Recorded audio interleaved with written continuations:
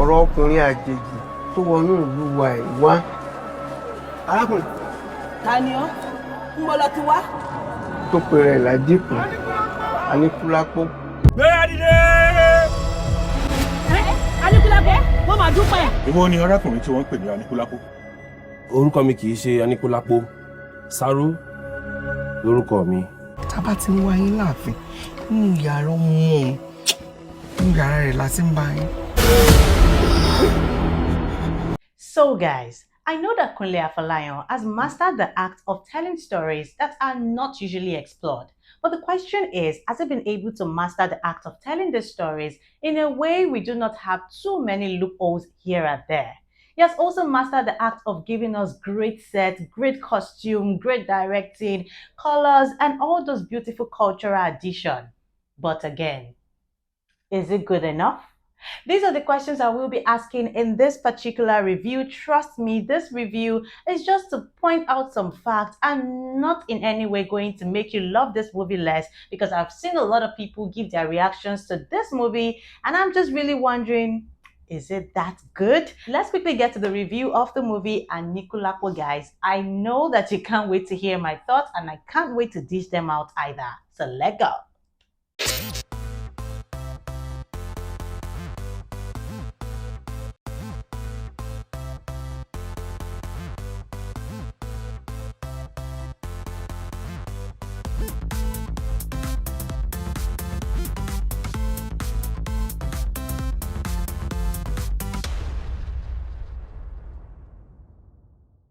Hey you, welcome back to my YouTube channel. My name is Moyo Soroluwa, and yes, thank you for clicking to watch this video yet again. If you are here on my channel for the very first time, you are welcome, and if you are a returning subscriber, thank you for sticking with me. Please remember to like this video, throw your comments in the section down below because I love to read from you, and turn on your notification because this feels like the movie season where I will be dropping the reviews back to back to back, back to back to back. Already you know the movie I'm about to review. It is the movie Anikulapo. You know, there were so many expectations for this movie. The trailer was good. I was wondering, where is this story from? So many things I had on my mind, and the casting was good as well. But then this movie left me with a lot of questions unanswered, and I'm thinking that maybe when I let out some of these things in this review, I would get answers from them, because I feel like I got answers for some of those things while I was ranting on my other social media platforms. So let's quickly get into the review. If you're watching my review for the first time, there are some things I outline here for my review. I try not to spoil the movie for you in case you've not seen it.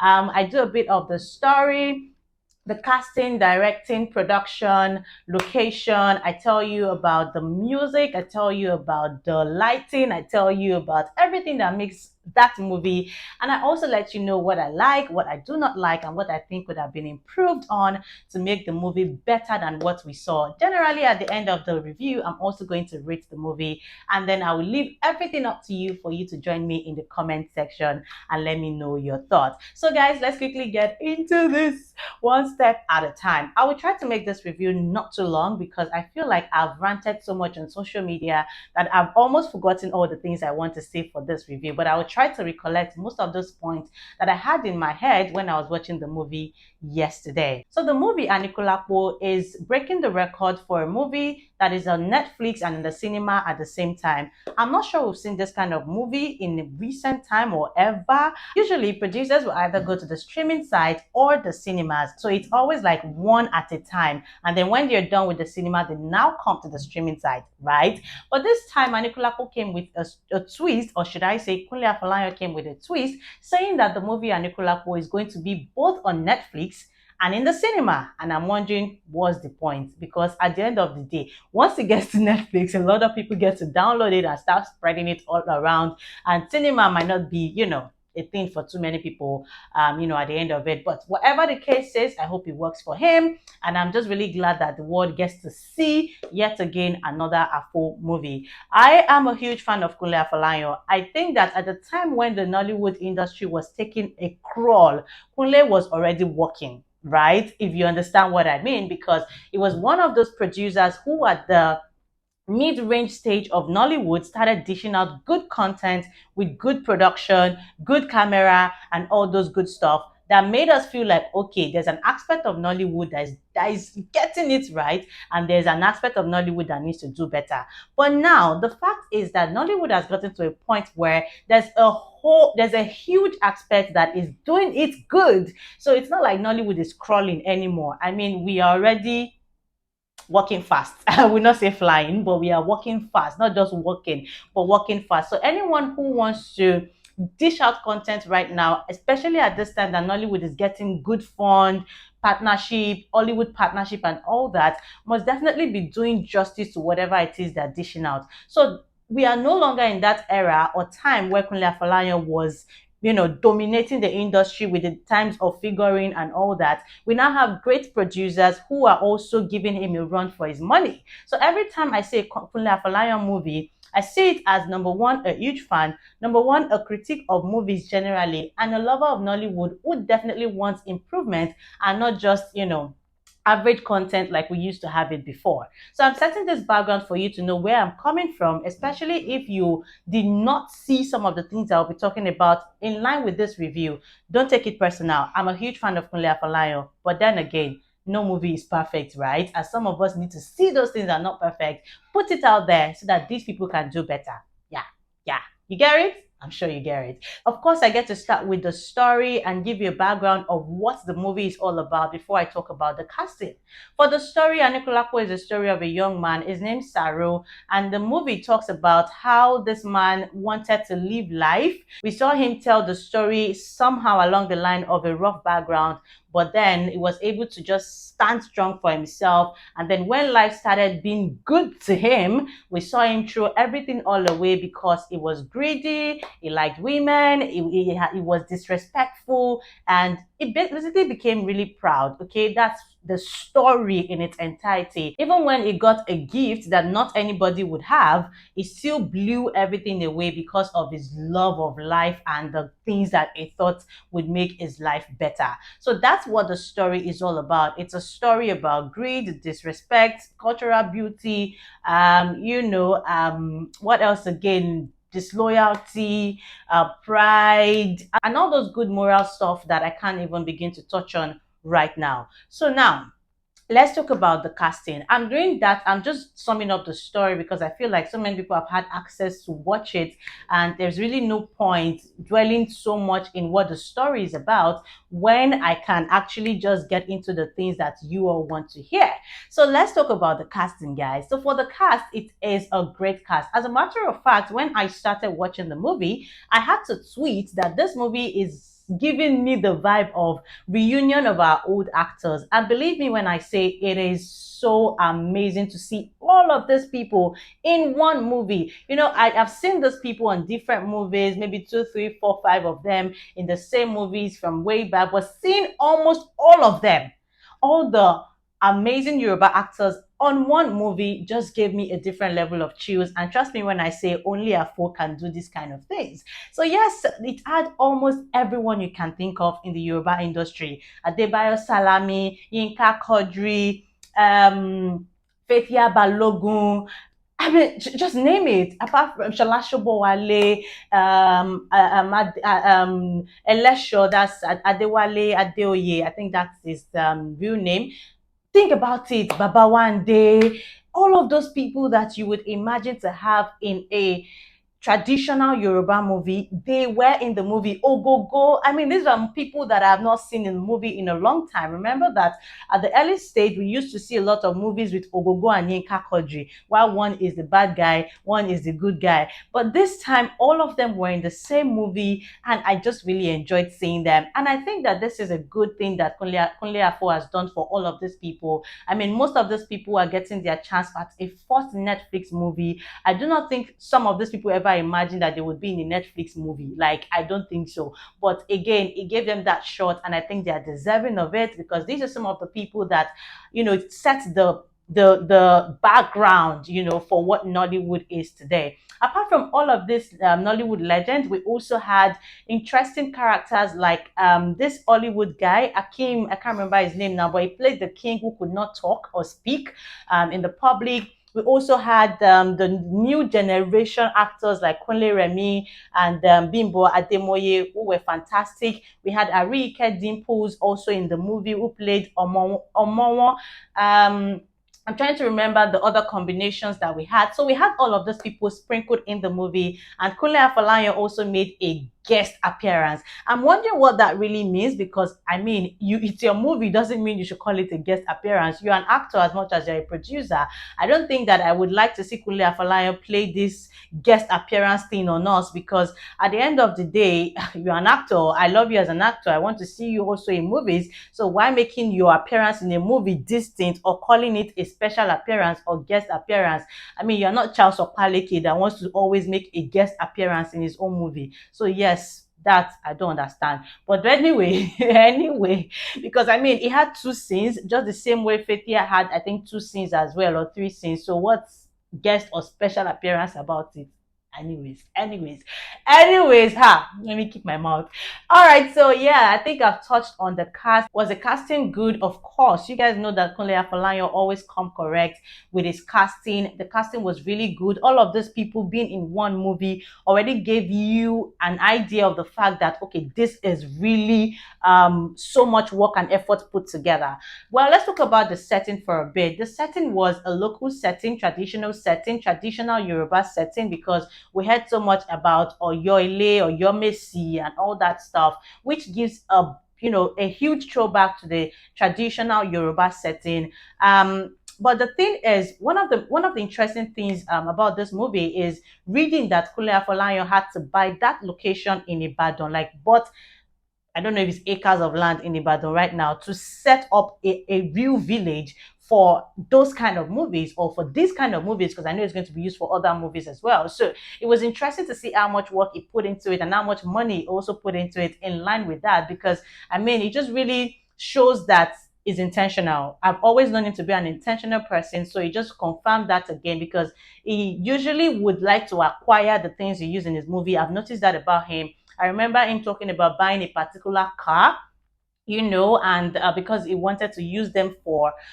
those way back movies, vintage movies. And since then I just knew that this guy, he knows what he wants and he goes for it. So yes, he got to that place. That's why they were able to set up the scene. You can see that the way the houses were built was really different, and it was just really interesting to see that we can have that feel of a traditional setting yet again, and it's definitely giving, right? It was really giving. So yes, the location was traditional, and it's owned by Kunle Afolayan. So let's begin to give him that, raise, like Tyler Perry. I mean, Tyler Perry bought a space. He has White House built, or clones, and all those stuff. So I think Kunle Afolayan is already giving us that vibe already, and I wish him all the best. Let's talk about the directing of this movie. This movie, of course, had a great, directing. The performances from the actors was really good. Everyone brought their A game. I mean, most of those people rather in the movie are veterans. You can't expect less from a Sola Sobowale, for instance, or Babawande, or Gogo, or Yinka Kodri, or Adebayo Salami. I mean, these are people who have been in the industry long enough to kill any script at all, especially when it's a good story. So yes, it was good acting. Everyone brought their A game. Kunle Remi was fantastic. I think this is the first time I would see a Kunle Remi movie that was all Yoruba, or that is all Yoruba. And I love how he speaks his Yoruba with his old fine boy swag. It was really interesting to see. Another great performance would definitely be Bimbo Ademoye. This is also my first time of seeing a movie, all Yoruba movie of Bimbo Ademoye, and I think she really did well. It was really interesting. The combination of Bimbo and Kunle is fantastic. I wish that more producers would explore this combination, because they just really gel and always in sync. Another surprise performance for me would be Arike Dimples. I think I'd seen a movie with Arike Dimples on it, and that would be I think this Adebayo's movie, or YouTube series or something, where she played the character of someone that had epilepsy. Yes, I think so. But at that time, I think that was like she was getting into the industry newly, and I was just like, okay, there's still a bit of improvement to be done. But with this one, I think she totally killed it, and I saw the reaction on Twitter, and I'm happy for the kind of reaction she's getting. So yes, big ups to you, Arike Dimples. You did a great job acting Omomo.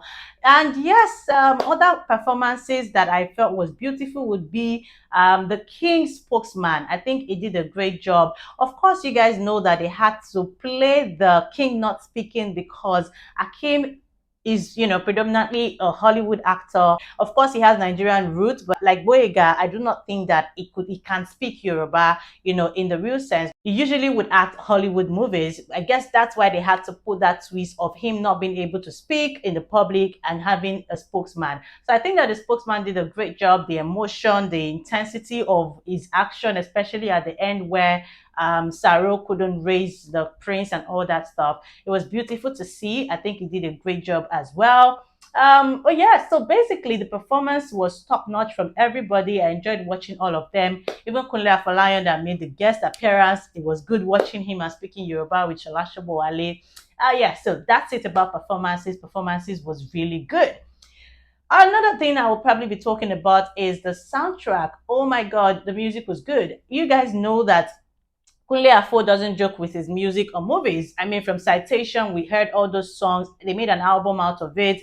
From the French song to the whatever song, they were good. In Swallow, I think they had a couple of songs as well, and they were really good. I think the blend I love with a soundtrack is always the Yoruba blend, which is always deep. And they are timely as well. So yes, the soundtrack was good, the music was good, and I totally enjoyed it. One person that will also always give me good soundtrack, original soundtrack in his movie is Ni Akimolayo. I'm sure you guys know that. I talk about that over and over again. So yeah, having highlighted some of the things that make up the movie, let's quickly now get to some of the things I like and the things I did not like. So first off, one of the things I like, of course, I have said them in line with highlighting the things that make up the movie. I like the acting, the performances, I liked the music, I liked the set, I liked the directing, I liked the color, I liked the costume. They were really cute, I liked the intentionality. I mean, they had to set up this Ashoke base, the pottery, and all those good stuff. I liked watching them. It really took me back to the Yoruba culture or the traditional Yoruba setting. All of these things were rich. Even if you don't know so much about the Yoruba people, all of the setting in this movie will kind of give you an idea of who we are, what we represent, our food. Food was on display, culture was on display, traditional rulership was on display, wealth as at that time was in display. The fact that the rich people would usually be on decorated horses, all of this cultural display, it was beautiful to see. And that's definitely something else that I liked about the movie. Of course, it's a Kunle Afo movie, so why not? So yes, now, ladies and gentlemen, let me get to the things I do not like. I need you to know that some of the things I'm going to say at this point should not change how you feel or felt about the movie, the hype you gave the movie. It's all good if you feel that the movie is 100% good, but I also feel that because I see a lot of movie and critique a lot of movie, I've gotten to a point where I see so many things. I know when a movie gave it its all, and I know when there is a shortcoming. And because I've seen too many great movies in 2022, the expectations and the bar continually is raised high, and it's either you're matching up or you are under or you are above, whatever the case is for you. So let me just quickly point out some of the things I felt about this movie. One thing I felt about this movie is that the story is not exactly as deep or as detailed as I feel like they wanted to tell it. Yeah. So the truth is, I do not know if this story is a true life story or it was just born out of imagination or experiences. I'm not sure. I read so much about how they came about this story, but it left me with so many questions than answers, right? Of course, I know what they were trying to do with telling the story of a man who life gave a second chance and he blew it, and then it got powers and all that stuff, and the spiritual angle to that bird and all the good stuff that we saw in the movie. But I think that there were so many details that were left out. Of course, one of the questions I asked somewhere along the line when I was bantering on Twitter or when I was bantering on social media, because I got this particular response on WhatsApp, is that what did we know much about this bird? I mean, is that what the bird does? Just go around the world and raise people from death? Why does the bird choose the people it chose, right? And what is a circumstance I just had those questions, like, did we really get to hear or know about this bird? But apparently I think that we did, because at the beginning of the movie, the first 1-2 minutes of the movie, there was like a narration, but I felt like the narration was so deep that not everybody would understand what they were trying to say. But in that narration, if you were following the subtitle, you would know that they were probably giving an explanation of what the bird is, Akalamago or something. I don't know. But what the bird is, what the bird does, how it chooses those it decides to raise from death. I think it chooses people who die untimely or people who are in need of justice. Now, placing this side by side, the similar story we saw in King of Thieves. This is why I have a lot of questions, because for King of Thieves, we also saw that kind of story of someone who was killed unjustly, and then it was risen from death, and he reincarnated, and then he came for what will I call it now? He came to seek justice, right? But for the narration, now comparing the two narration, I think that what I saw in King of Thieves, the narration was better, simpler, as easy as ABC, unlike what we saw, the narration we saw in this particular movie, which was even difficult to comprehend, that now made someone like me ask questions like, okay, did they tell us about this bed in the first place? Where did this bed come from? And all those questions that I had. But indeed, they did tell us, but I feel like it was just too complicated to comprehend, especially with the deep Yoruba they were saying, making it maybe a bit difficult for people who might not be able to understand Yoruba. Someone like me that really do not like reading subtitles like all the way. So my mic went off, guys. So I'm just quickly going to wrap this up with my camera sound. I'm so sorry. I apologize in advance. But again, what I was saying is the fact that a lot of things happened at that point, and it just made me ask questions about why the bird chose Saro, because according to the narration, the bird chooses those who die untimely or those seeking justice. So what category does Saro fall into in that narration? The bird came and said Saro did not deserve to live, and you can remember that we started off with the opening scene was Saro and the bird. We did not see Arolake at that point. But after 1 hour, 17 minutes of taking us back in time, they brought us to that point, and then we now saw Arolake. Okay, the bird said that Saro did not deserve to live. How come it still came close? What was the intention when it came close? And how is it that when Arolake hit the bird with a stick, the power of the bird fell from nowhere? Abi, what's that thing in the God? Gourd, I think it's called God. What God? I don't know, but what was that thing? Why did the bird leave it behind? How come hitting the bird with that kind of power would make it drop something as huge as that kind of power that Saro got from it? Like, make it make sense. Like, help me understand. What are the circumstances? What is the reason for that kind of coincidence? Why? I just kept asking why. Another thing that made me kept asking why is when we had Arolake take that particular thing, keep it, and then when they got to the town, immediately there was a need for it. And I know very well that in Yoruba land, I mean, if you get something new, there's supposed to be a manual. How did Arolake know what it is used for, or what it is for, or the power it is carrying? How come when Saro took it, he knew how to use it almost immediately?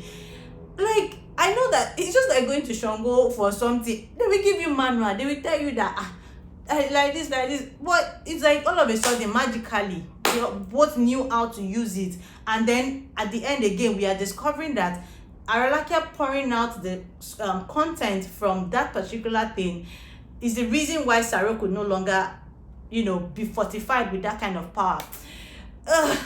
It was not working. Like, I didn't buy it, I didn't buy it. It was just too easy. It was too cheap. The power being given was too easy. The power taken away was too easy. So I just couldn't get it, that you would get that kind of that kind of power. See, raising the dead, that kind of power, you get it so cheap, so easily, and then it will also go so easily, so cheap, because content was poured out. Nothing prepared us for those things that we saw. Nothing prepared us for that magnitude of power being given and being taken. I don't think anything prepared us for that, apart from the fact that we knew why, we knew the causes, but I'm not sure that we're prepared for how easily these things came to them, you know, at the end of the day. Yes, another thing I did not like about the movie is the fact that I do not think that Afo respected timelines. And when I say respect timelines, like, it felt like everything was happening so fast that we couldn't even understand how much time had passed for those things to happen. Take for instance the time when Saro and Arolake, you know, after he came back to life, they started walking, and they kept on walking and walking and walking. We didn't know how many days they walked for. We knew that they had no food, they had no water, no change of clothes, and then yet Saro was healing. It was healing so far. I mean, did you guys see those bruises that he got from that particular beating from Oyo Missy? It was that town again. Did you see the bruises at the beginning, the opening scene? Did you see how bad it was? Yet he kept healing while they were walking without food or water. And then, okay, let's even say that they really had no food or water. He kept healing, yet he kept growing beards. Like, how did that happen? Like, we weren't even carried along in some of these things. Okay, now the traditional Yoruba setting, right, for those of us that grew up in those kind of settings, you would also recall that there were a lot of farms. So you can't logically walk for 1 hour. I mean, based on the beards growing, it takes a long time for beards to grow like that, what we saw. And you can't walk for 1 day in the traditional Yoruba setting and not come across a farm or a tree, a fruit tree, or something to get food from. So the lamentation we got from Arolake that she was tired, she was not going anymore. Remember that Saru had ilu. They had not eaten, they had no water, and then she was tired of walking. And then all of a sudden, all the way they were walking, they did not see farmland, they did not see fruit for how many days they were walking. But that particular day they had that conversation, Saru said, don't feel that way, hold on, sorry. He went, few seconds, he don't come back with Popo. How? So you did not see anything all those while. Because, I mean, like I said, traditional Yoruba setting, you will find farmland, you will find fruit trees and all that stuff. But it was that particular day she lamented that he saw Popo just by going 1 second and coming out 1 second. How? Like, how? You know? So yeah, that's another thing. I feel like they did not really respect timeline, and it just really did not make it, the technicality, work for me.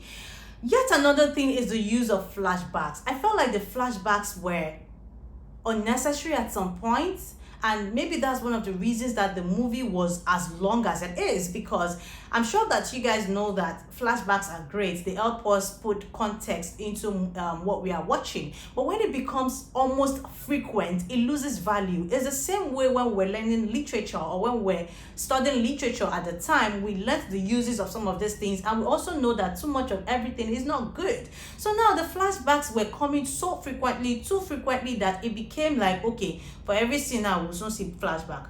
There was no flashback, and at the point I'm like, Kunle, I saw it the first time, please move on, you know. And one of the unnecessary flashbacks that we saw was a time when the older wife was confronting Bimbo in the palace, where she was talking about how the king would usually take her own spot for intimacy and spend it with Bimbo and all that stuff. They were having that conversation during the day, and all of a sudden I didn't even know it was a flashback at first. We just saw a scene where the king, Ogogo, was walking out of a room, and that was it. We didn't even know whose room, where he was headed, nothing. And then I was like, was that a mistake? Because I know that when it was daytime conversation they were having, and then we suddenly were thrown to a night with the king coming out of nowhere, and there was no context. And I'm like, that flashback wasn't necessary. We knew that was happening. We knew the king was leaving the other wife for Bimbo. There was no need for a flashback at that point. You didn't even need to show us that particular flashback that left me confused. So there were so many unnecessary flashbacks like that, even though some were used in the right way, like the time where Saru had the flashback to what Sobowale said about don't do what would land you in the hand of the executor. That flashback was okay. It reminded us of what Mama said, but at the same time, we saw it the first time. We're not deaf, you know, we're not blind, but that's how we wanted to do it, and it's all good. Yet another thing is the fact that I felt like the makeup wasn't consistent.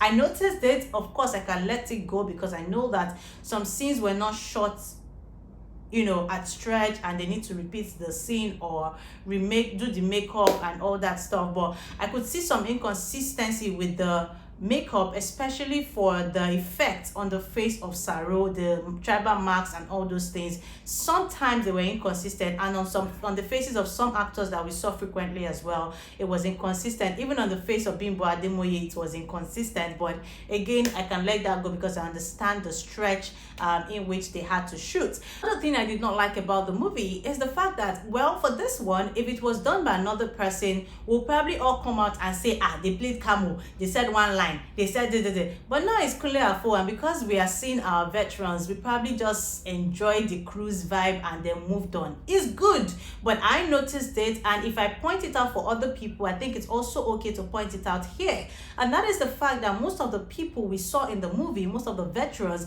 almost did not even say a word, or maybe said at least one word, one line in the entire thing.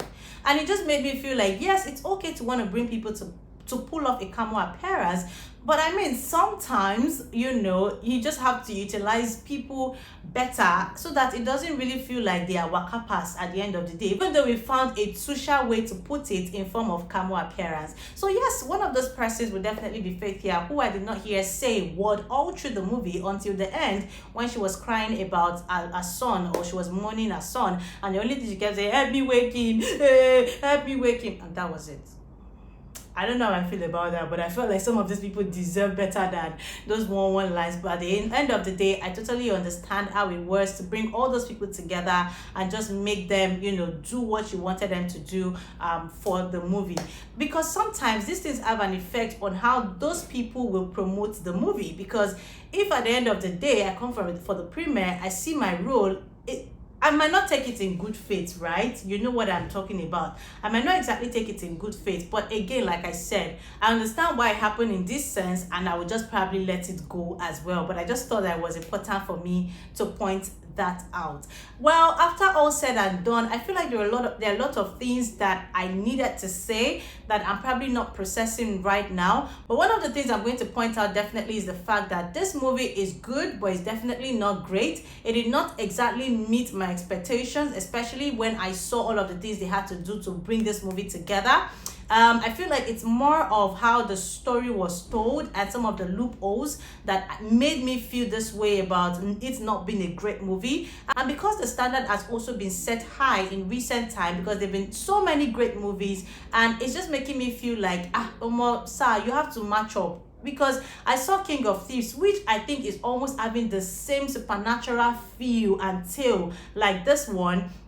And I'm just like, okay, if I've seen that level of great movie, why am I supposed to accept this for what it is? I mean, we should get better and not reduce the standard or drop the bar. Another thing that really did irritate me in this movie is how all those people erased from the dead, everybody had the same position standing up. All of them stand up straight. Everybody, I mean, they didn't even try to make it different. So does it mean that when Jesus was raising people from the dead, everybody kept waking up like this, like robots, shigidi, and some even came up with smile on their face, like, bro? I don't know, but that part was not working for me. I'm just like, okay, everybody gonna wake up like this, I guess. Anyway, that's something else on that. Well, that's by the way, but it was something else that I noticed in the movie actually. So yes, in all, it was good, but it was not great. I wish it were better. I wish more details was.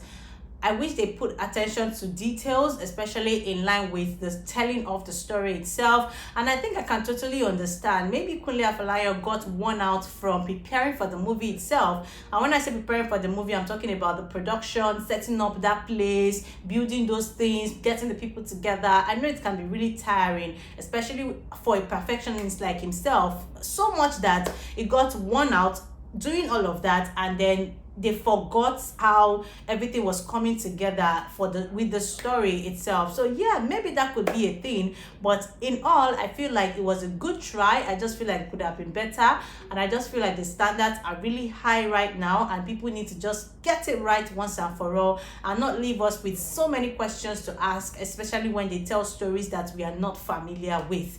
Yeah, how am I going to rate the movie? I would rate it a 6/10.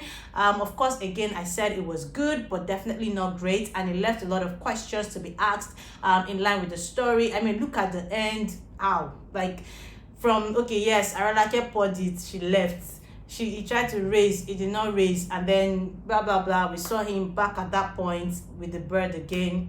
I don't know, I'm not sure, but I feel like we just deserved better than spending 2 hours 22 minutes for just that kind of end. Yes, the morals were in there, you know, we saw the morals in there everywhere, but it just left me with so much to be desired, and that's why I feel this way basically with the entire thing. So yes, this is how I feel about the movie Anikulapo. Please let me know what you think in the comment section down below. I'll definitely love to read from you. And again, like I said, this movie should not change how you feel, the hype you've given. It's just we talking about what could have been better basically in the entire movie. Drop your comment down below in the comment section. I would definitely love to read from you.